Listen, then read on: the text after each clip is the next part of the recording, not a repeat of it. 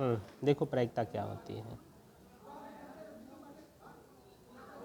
प्रायिकता को हम प्रोबेबिलिटी कहते हैं। सिंपल शब्दों में यदि हम कहें तो प्रायिकता क्या है? प्रायिकता केवल एक अनुपात है। तो जब हम अनुपात कहते हैं तो कोई चीज़ ऊपर होगी और कोई चीज़ नीचे होगी। इन्हीं दोनों का जो अनुपात होता है उसी को हम प्रायिकता कहते हैं। ठीक है, अब बस ये जानना है कि ऊपर क्या होगा और नीचे क्या होगा। जब ये दोनों हम चीज़ जान जाएंगे तो हम समझ जाएंगे कि प्रायिकता क्या होती है। जब हम कोई प्रयोग करते हैं तो प्रयोग दो तरह का होता है। एक जिसमें परिणाम हमारा निश्चित होता है, निश्चित परिणाम वाला प्रयोग, और दूसरा होता है जिसमें परिणाम हमारा निश्चित नहीं होता है, जिसको हम अनिश्चित परिणाम वाला प्रयोग कह सकते हैं। जैसे सपोज करो कि हम कोई प्रयोगशाला में कोई चीज़ हम बना रहे हैं, हाइड्रोजन और ऑक्सीजन का कोई हम मिश्रण बनाए और वो पानी मिल गया, तो उसी अनुपात में हम कहीं भी बनाएंगे तो पानी ही तो मिलेगा, कोई और चीज़ तो मिलेगा नहीं। तो वहाँ परिणाम क्या है? निश्चित है। अच्छा, दूसरा होता है प्रयोग जिसको हम कहते हैं अनिश्चित प्रयोग। इसको कहा जाता है अंग्रेजी में रैंडम एक्सपेरिमेंट। रैंडम एक्सपेरिमेंट देखो क्या होता है। जैसे मान लो हम एक बार पासा फेंके, एक बार में 3 आ गया, तो कोई ज़रूरी है कि दूसरी बार में भी पासा फेंकेंगे तो 3 नहीं आएगा? नहीं ज़रूरी है।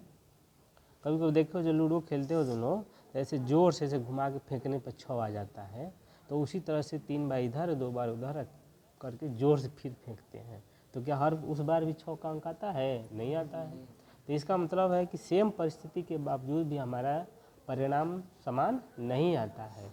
तो जिसमें परिणाम समान न हो, सारी परिस्थितियाँ एक जैसी होने के बावजूद भी परिणाम समान न हो, तो उसको कहते हैं अनिश्चित प्रयोग। अनिश्चित परिणाम वाला प्रयोग जिसको कहते हैं रैंडम एक्सपेरिमेंट, या हिंदी में कहते हैं यादृच्छया प्रयोग। तो जो हमारी प्रायिकता है वह इसी रैंडम एक्सपेरिमेंट पर आधारित होती है। ठीक है ना, रैंडम एक्सपेरिमेंट पर ही हमारी प्रयोगिता आधारित होती है, उसी पर हम प्रायिकता के क्वेश्चन पढ़ते हैं। ठीक ना, तो एक तो हो गया प्रयोग, दूसरा होती है घटना। जैसे हम पासा खेलते हैं, लूडो खेलते हैं, हमारे पीछे गोटी कोई पड़ी हुई है, तो हम क्या सोचते हैं कि जल्दी से बड़ा अंक आए और हम अंदर घुस जाएं, होता है ना जी। तो हमारे मन में आ गया कि 4 से बड़ा अंक आए, हमने सोचा है, हम बता नहीं रहे किसी को, लेकिन हम सोचे हैं कि 4 से बड़ा अंक आए, और उसके बाद हम पासा फेंक दिए। तो जब पासा फेंकेंगे तो या तो 5 आ जाए या तो 6 आ जाए, तो हम कहेंगे कि जो हम मन में माने थे वो पूरा हो गया। ठीक है ना, अर्थात हमारी जो घटना थी इसको घटना कहते हैं। ये जो 4 से बड़ा अंक आना है इसको हम क्या कहते हैं? घटना कहते हैं। यदि 5 और 6 आ जाता है तो हम कहते हैं कि जो हमारी घटना है वह घटित हो गई है, वह पूरी हो गई है, घटित हो गई, हम खुश होते हैं। लेकिन यदि आ जाए 1 2 3 4 आ जाता है तो हम कहेंगे कि हमारी घटना पूरी नहीं हुई, अर्थात हमारी घटना अधूरी होगी, घटित नहीं हुई। इसको कहते हैं कि हमारी घटना जो है वह घटित नहीं हुई। ठीक है, तो कोई किसी घटना की जो प्रायिकता होती है वह घटना कितने प्रकार से घटित हुई, घटित होने की विधियां बटा में कुल संभावनाओं के अनुपात के बराबर होता है। पासा फेंके, एग्जाम्पल के रूप में मान लो हमने पासा फेंका, पासा, तो पासा में कुल संभावनाएं क्या होती हैं? कुल संभावनाएं क्या होती हैं? 1 2 3 4 और 5 और 6, ये कुल संभावनाएं हैं।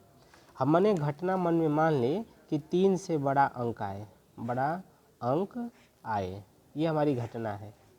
तो बताओ जी घटना कितने तरीके से घटित होगी? घटना आ जाए, 4 आ जाए, 5 आ जाए या 6 आ जाए, तो हम कहेंगे कि हमारी घटना घटित हो गई। कितने तरीके से घटित हुई? 1 2 3, 3 तरीके से हमारी घटना घटित हो गई। ये लिखा है ना, घटना कितने तरीके से घटित हो रही है, अब बटा में कुल संभावना, कुल संभावना कितनी है? 6। तो हम कह सकते हैं कि पासा के फेंक में 3 से यदि हमें बड़ा अंक लाना है तो 3 से बड़ा अंक लाने की जो प्रायिकता होगी वह प्रायिकता हमारी घटना कितने तरीके से घटित हो रही है 3 और कुल संभावना कितनी है 6, इन दोनों के अनुपात के बराबर होती है, अर्थात इसका मान कितना हो जाएगा 1/2 हो जाएगा। समझे हो? चलो, यदि कोई घटना ई है, घटना ई है तो उस घटना के घटित होने की प्रायिकता, घटित होने की जो प्रायिकता होती है उसको हम ई के साथ पी लगाकर दिखाते हैं। पी का क्या मतलब हुआ? घटना ई के घटित होने की प्रायिकता, प्रायिकता। और घटना क्या है इसमें? ई है। सपोज करो कोई घटना हमारी एक्स है तो इस घटना के घटित होने की प्रायिकता को हम कैसे दिखाएंगे? P x. ठीक है। जब कोई घटना है, कोई भी घटना है तो उसकी जो प्रायिकता होती है वह 0 से लेकर 1 तक उसका मान होता है, 1 तक। अर्थात किसी घटना की प्रायिकता का मान 0 होगा या 0 से बड़ा होगा और अधिकतम कितना होगा? 1 होगा। इसको हम ऐसे भी कह सकते हैं कि किसी भी घटना के घटित होने की प्रायिकता का मान अधिक से अधिक 1 होगा और कम से कम 0 होगा। ठीक ना? अच्छा, एक और चीज़ इसमें आ गया कि यदि कोई सी घटना की प्रायिकता 0 है तो जो हमारी घटना है उसको हम असंभव घटना कहते हैं। कैसी घटना कहते हैं? असंभव, माने घटित नहीं होगी। किसकी? नहीं, जिसकी प्रायिकता 0 हो। दूसरे शब्दों में ऐसे कह सकते हैं कि यदि कोई घटना हमारी असंभव घटना है तो उसकी प्रायिकता कितनी होगी? 0 होगी। समझ रहे हो ना? जैसे एग्जांपल समझो, पासा हमने फेंका और एक घटना हमने ले लिया E1, 7 से बड़ा अंक आए, आने की घटना। बताओ जी, पासा फेंकेंगे 7 से बड़ा अंक आएगा तो इसकी प्रायिकता कितनी होगी? 0 होगी। तो यह जो 7 से बड़ा अंक आने की जो घटना है वह कैसी घटना है? असंभव घटना है। असंभव घटनाओं की प्रायिकता कितनी होती है? 0 होती है। ठीक है ना? दूसरी, वह घटना जिसकी प्रायिकता 1 होती है उस घटना को हम निश्चित घटना कहते हैं। कहते हैं ना? मतलब जिसकी प्रायिकता 1 हो वह निश्चित घटना। निश्चित घटना है तो उसकी प्रायिकता कितनी होगी? 1 होगी। जैसे हमने एक पासा फेंका और हमने ले लिया 7 से छोटा अंक आए, अंक आने की घटना। बताओ जी, जब हम पासा फेंकेंगे तो 7 से हमेशा छोटा आएगा, हमेशा तो आएगा। 1 आएगा, 2 आएगा, 3 आएगा, 4 आएगा, 5 आएगा, 6, इनमें से कोई ना कोई चीज़ आएगी ही ना। अर्थात 7 से जो छोटा अंक आने की जो घटना है यह कैसी घटना है? यह निश्चित घटना है। निश्चित घटना है तो इसकी प्रायिकता का मान कितना हो जाएगा? 1 हो जाएगा। अब बाकी दुनिया में जितनी घटनाएं हैं, एक तो असंभव घटना हो गई, एक निश्चित घटना हो गई। अब बाकी जितनी भी घटनाएं हैं उन सभी घटनाओं की जो प्रायिकता होती है उसका मान 1 से कम और 0 से अधिक होता है। 0 तो हो गया असंभव घटना के लिए, 1 हो गया निश्चित घटना के लिए। यहाँ तक समझे हो? यहाँ तक कोई दिक्कत नहीं ना? अच्छा, एक चीज़ और समझ लो, किसी घटना के घटित होने की प्रायिकता और डैश का मतलब है उस घटना के न घटित होने की प्रायिकता, इन दोनों को जोड़ेंगे तो इसका योगफल हमेशा 1 के बराबर आएगा। ठीक है जी? बताओ, एक घटना के घटित होने की प्रायिकता हम दे रहे हैं, घटना के घटित होने की प्रायिकता यह 1/5 है, तो घटना के न घटित होने की प्रायिकता कितनी होगी?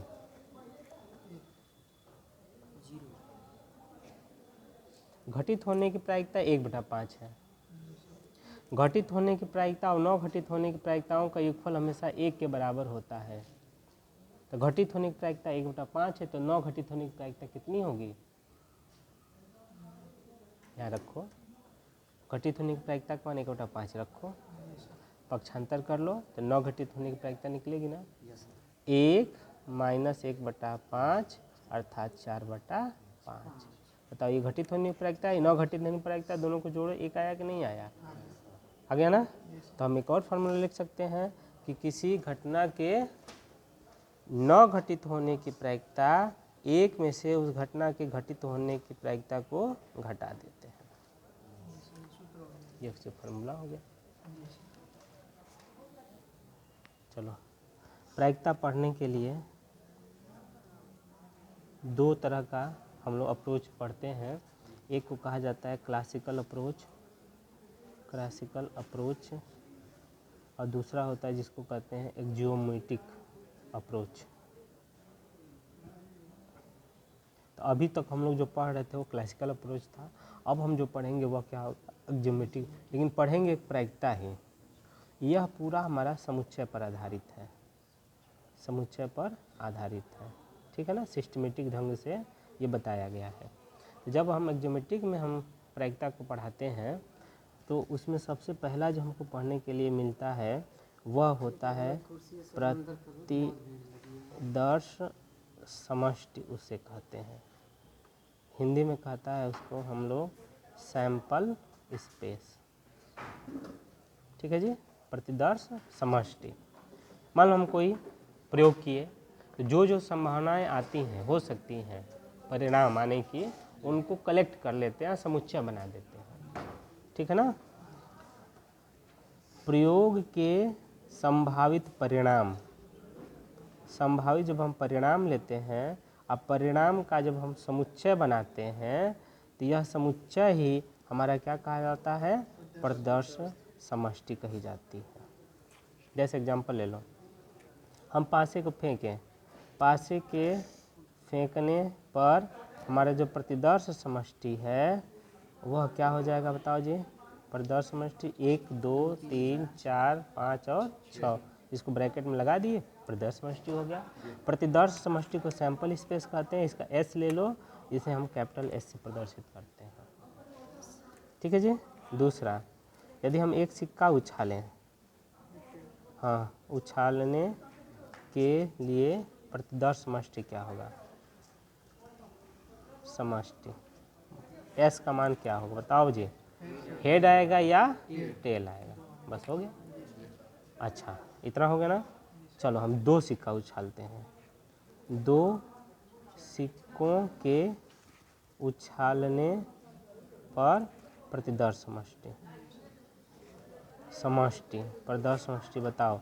पहले पर हेड आ जाएगा, दूसरे पर भी हेड आ सकता है। पहले पर हेड आए, दूसरे पर टेल आए, पहले पर टेल आए, दूसरे पर हेड आए, या दोनों पे टेल आए, ये हमारी प्रतिदर्श समष्टि हो गई। एग्जांपल ले लो, एक थैले में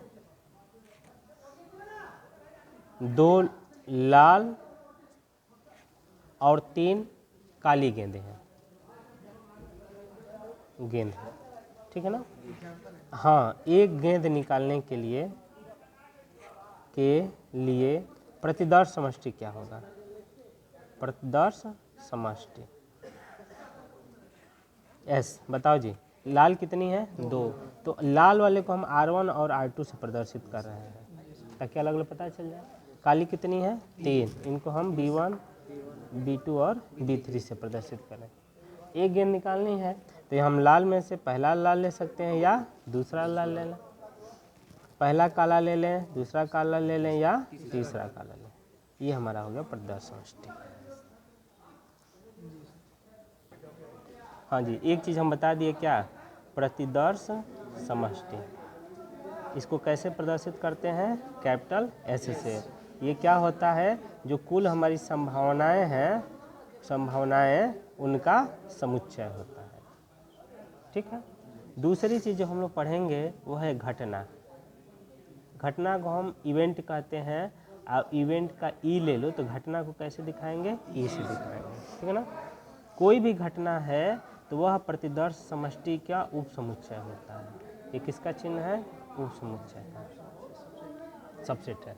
माने इसी में से ले करके हम कलेक्शन करते हैं तो हमारी घटना होती है, ठीक है। तब हम कह सकते हैं कि किसी घटना के घटित होने की प्रायिकता, उस घटना में कितने अवयव हैं और उसके सैंपल स्पेस में कितने अवयव हैं, इन दोनों के अनुपात के बराबर हो गया प्रायिकता। समझे जी? जैसे एग्जाम्पल है, एक एग्जाम्पल ले लो। थैले में 3 काली और 4 सफ़ेद गेंद हैं। सफ़ेद गेंद है। एक गेंद निकालने की प्रायिकता है। एक गेंद निकालने की प्रायिकता ज्ञात कीजिए। यहाँ बदल देते हैं, एक सफ़ेद गेंद निकालने की प्रायिकता। एक सफ़ेद गेंद निकालने की प्रायिकता ज्ञात कीजिए। ठीक है ना जी? तो पहले हम सैंपल स्पेस लेंगे। कितने गेंदें हैं टोटल? 7। 3 काली है और 4 सफ़ेद है। काली को हम बताया ना B1, B2 और B3। सफ़ेद को हम W1, W2, W3 और 4 से प्रदर्शित कर दिए। ये हमारा S हो गया। तो S में कितने अवयव हो गए? 7 ना। 3 और 4 7, टोटल हो गया 7। अब देखो कौन सी गेंद लेनी है? सफ़ेद। तो सफ़ेद गेंद निकालने की जो घटना है, अभी घटना हम कह रहे हैं, घटना बताओ। सफ़ेद ये भी हो सकता है, ये भी हो सकता है, ये भी हो सकता है, ये भी हो सकता है। तो ये W1 हो सकता है, W2 हो सकता है, W3 हो सकता है या W4 हो सकता है। तो यह घटना कितने तरीके से घटित हुई? 4 तरीके से। यहाँ पर आ रहा है ना W1, W2, W4 आ रहा है ना? पूरा नहीं आ रहा है। चल फिर से हम लिख देते हैं कि यदि गेंद हम निकाल रहे हैं सफ़ेद गेंद, तो वह W1 हो सकता है, W2 हो सकता है, W3 हो सकता है या W4 हो सकता है। कितने हैं ऑप्शन? 4। तो इस घटना के लिए कितने तरीके हैं? 4 तरीके। इसलिए हम कह सकते हैं कि एक सफ़ेद गेंद निकालने की प्रायिकता बराबर वह गेंद कितने तरीके से निकल रही है, Ne/Ns हम निकालेंगे। Ne का मान कितना आ गया? 4 और Ns का कितना मान है? 7। यह हो जाएगा Pe बराबर 4/7। ये हमारा उत्तर होगा। हाँ, ये हमारा घटना होगा। एक और एग्जांपल हम ले लेते हैं। ठीक है। 2 सिक्कों के उछालने पर एक शीर्ष आने की प्रायिकता हमें निकालना है।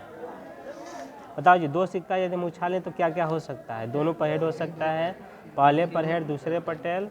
पहले पर टेल, दूसरे पर एच और दूसरे दोनों पर टेल। यदि घटना हमारी है एक शीर्ष आने की, तो शीर्ष कहाँ कहाँ आ रहा है? देखो बताओ। एक इस पे आ रहा है शीर्ष। एक शीर्ष तो आ ही नहीं रहा है। एक शीर्ष लेना है, 2 शीर्ष नहीं लेना, एक शीर्ष लेना है। तो बताओ इस पे आएगा? नहीं आएगा। इसमें 2 शीर्ष हो गया। हमको क्या करना है? एक शीर्ष आने की।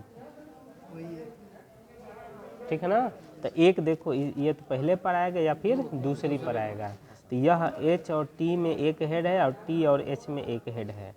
कितने तरीके से ये घटना घटित हो गई? 2 तरीके। और कितने तरीके सैंपल स्पेस है? 4। इसलिए Pe बराबर Ne/Ns। यह हो जाएगा 2/4 अर्थात 1/2। यह हमारा आंसर हो गया।